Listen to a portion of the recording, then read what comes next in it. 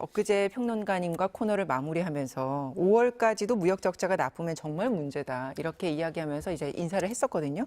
근데 이달 들어서 어제까지 수출 실적 나온 거 보니까 1년 전보다 무려 10% 넘게 줄면서 감소세가 이어졌어요. 네, 그렇습니다.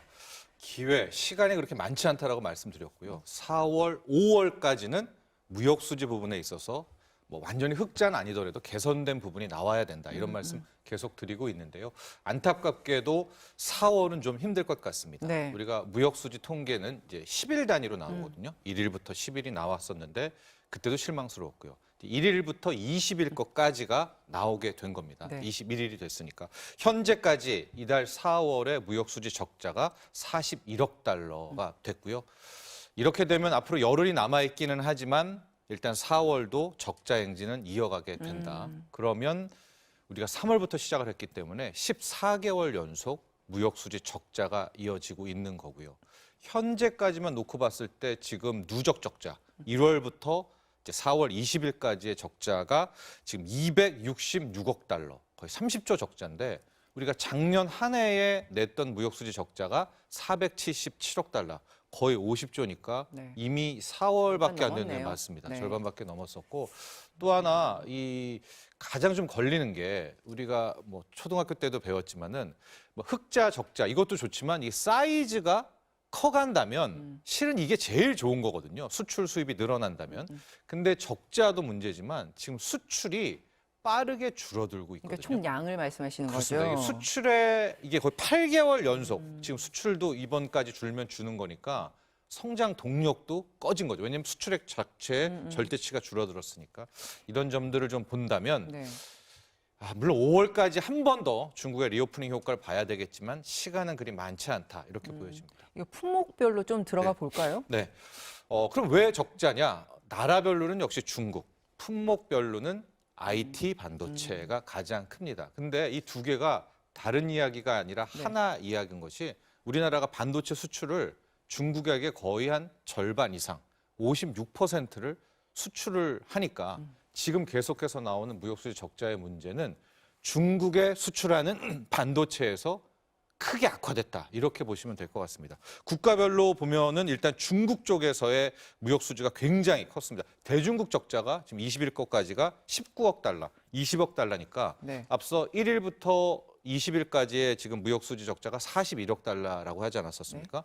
여기에 20억 달러가 중국에서 발생한 절반이네요. 거니까 지금 중국 쪽 무역이 거의 망가졌다라고 볼 수가 있겠고 수출 쪽에서 보면 반도체가 작년 대비 40%가 폭감을 했으니까 결국 지금 중국 쪽에 수출하고 있는 이 반도체 이 부분에서의 회복이 그러게요. 없다면 글쎄요 이게 큰 어떤 무역 수지의 개선은 보이지는 않고 있으나 하나의 좀 긍정적인 면은 네. 삼성전자가 반도체 감산을 합류함으로써 이 D램 가격의 그러니까 바닥은 좀 본 것 같거든요. 네. 이게 뭐 급격하게 가격이 오르진 않지만은 그러니까 D램 가격 바닥은 좀 나왔으니까 중국 쪽에서 어쨌든 훈풍만 좀 불어온다면 그래도 희망의 빛이 있을 것 같은데 현재까지만의 모습은 좀 어둡다 이렇게 총평할 수 있겠습니다. 아, 그래요? 네. 그러면 지금 말씀하신 거는 어쨌든 무역 수지가 지난해 3월부터 계속 적자고 특히 네. 대중국 수출 감소세가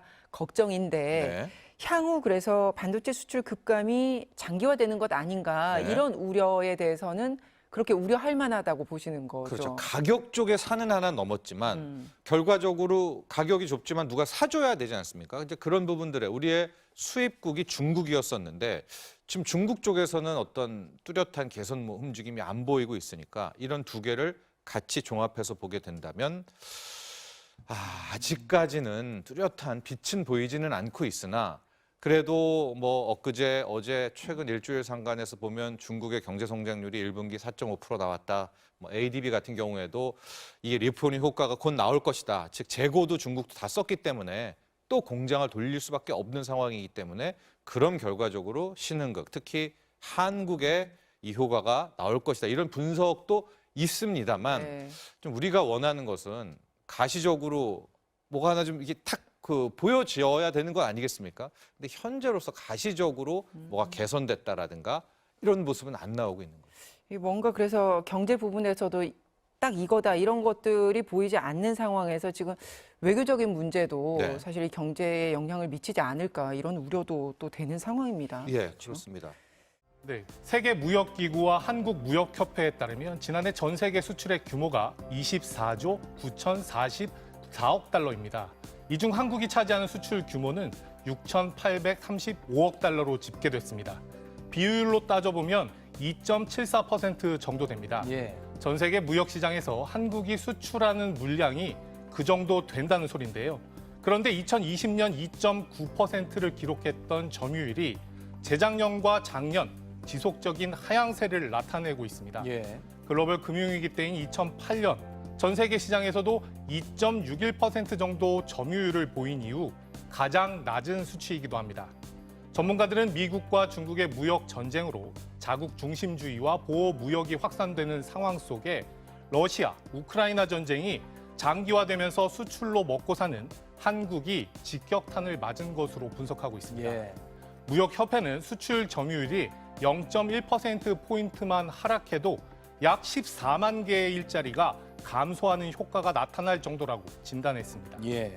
아무래도 수출 효자 품목인 반도체가 부진해서라는 이런 보도가 있더라고요. 맞습니까? 맞습니다. 전 세계적인 경기 불황 속에 반도체 판매도 주춤했는데요. 예.